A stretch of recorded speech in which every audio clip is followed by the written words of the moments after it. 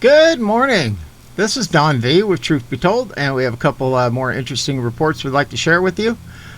Before we move on to those, please remember to subscribe. We're down to 80% of the people who view my videos are not subscribers.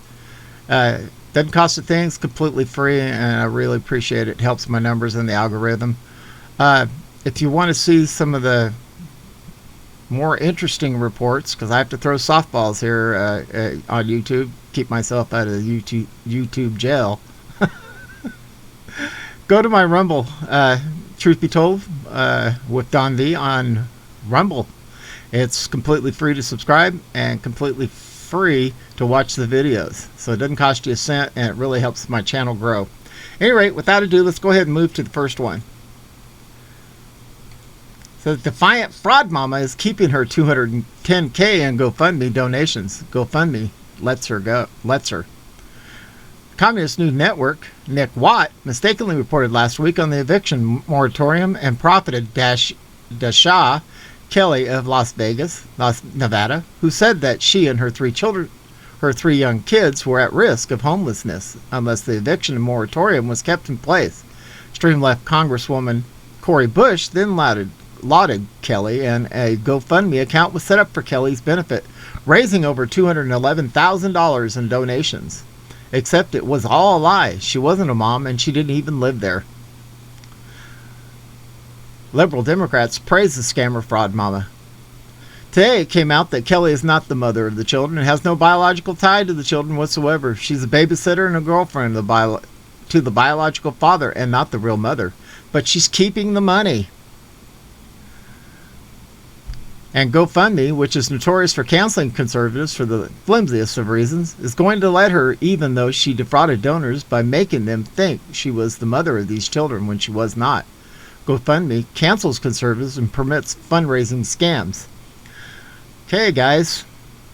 Well, hopefully some prosecutor will see this report and go after her for fraud.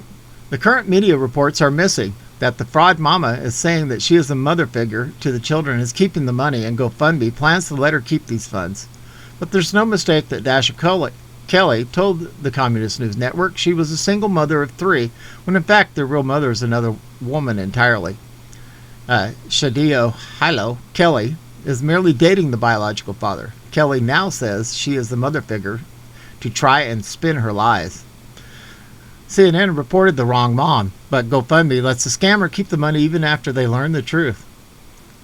Kelly posted this update from GoFundMe, which allows current donors to get their money back if they want it by filling out a form, but all the unclaimed money will go to Fraud Mama Kelly.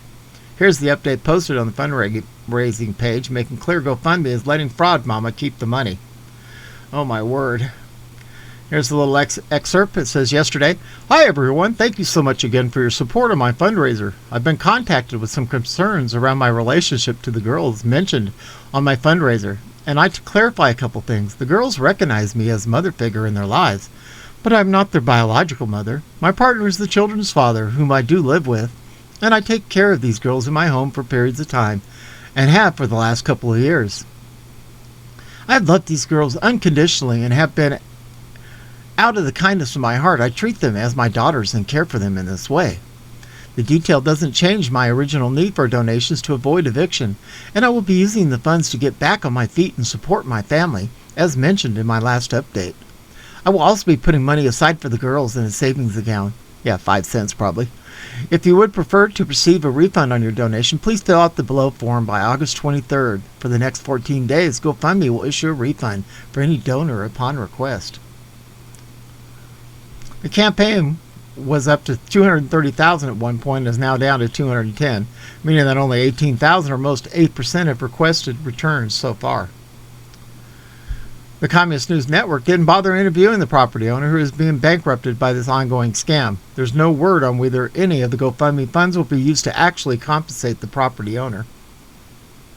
GoFundMe has regularly canceled conservatives for what it deems misinformation and misleading fundraising campaigns. GoFundMe canceled fundraisers for Kyle Rittenhouse's legal fees, the teen who defended himself against armed attackers in the Kenosha, Wisconsin BLM riot last year. GoFundMe canceled election integrity research events GoFundMe banned conservative journalist Laura Loomer completely. GoFundMe canceled fundraisers to fight critical race theory. GoFundMe canceled fundraisers for police accusers of crimes. GoFundMe cancels conservative fundraisers for wrong thing. Permits scammers to keep the money. GoFundMe refused comment for the story, and if they decide to provide a statement, it will be provided. Oh, these people make me sick.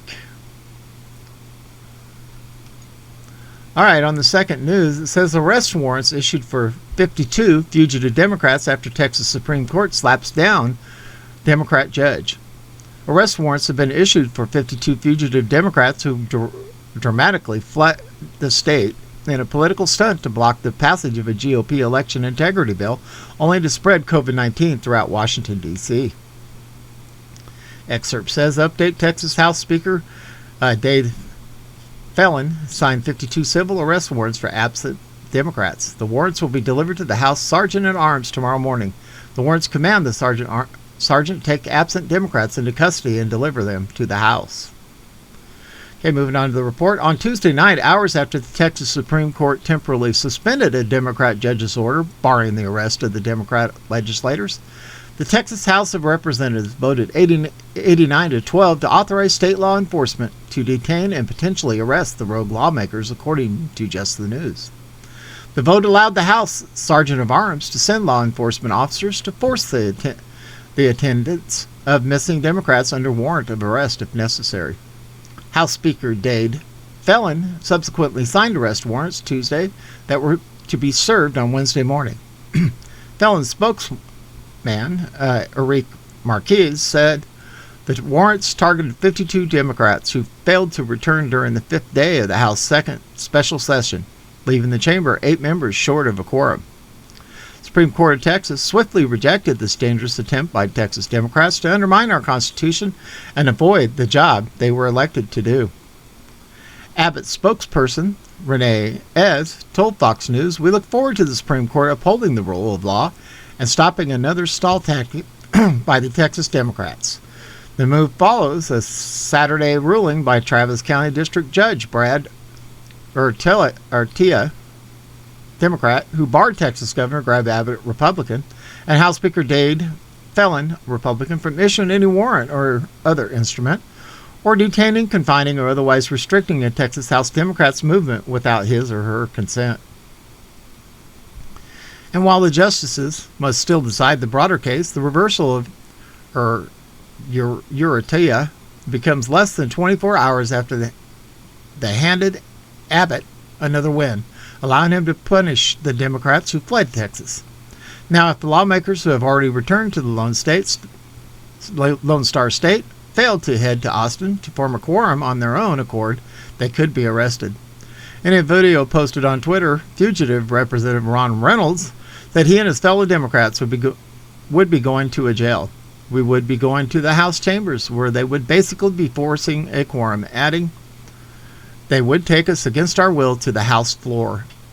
"Oh, boo-hoo. We broke the law and we might go to jail. Oh, poor guy." To establish a quorum and move forward, at least 51 Democrat lawmakers must return to Texas, a move which many Democrats continue to reject. "We will continue to fight against Republican voter suppression bills," Reynolds told Fox News. "We're planning on staying in D.C., advocating for federal voting rights legislation until the U.S. Senate goes on August recess towards the end of the week." Reynolds has become a leading figure in Texas' push to counter GOP voting legislation that Democrats argue unfairly target black and brown voting rights.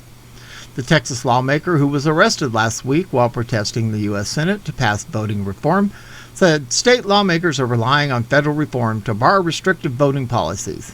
Texas Republicans argue the laws would merely secure the elective process. "We are optimistic that Leader Chuck Schumer will bring up H.R. for the People Act for a vote this week," Reynolds said. 25 Texas Democrats have remained in Washington, D.C., while at least 4 lawmakers have returned to Austin, including State Representative James Tellerico, Joe Moody, Mary Gonzalez, and Art Ferrero. As they say, don't mess with Texas. Can't wait to see these pieces of work go to prison where they belong. At any rate, I hope everybody enjoyed this report. don't forget to subscribe. Don't forget to check out Rumble if you want to see some real meat and potatoes. And we're broadcasting under partly cloudy skies. Looks like we're going to be, like 73, 74 today, so I'll take that. Here in the summertime, that's for sure. Anyway, hope everybody has a wonderful Wednesday, and we are out of here.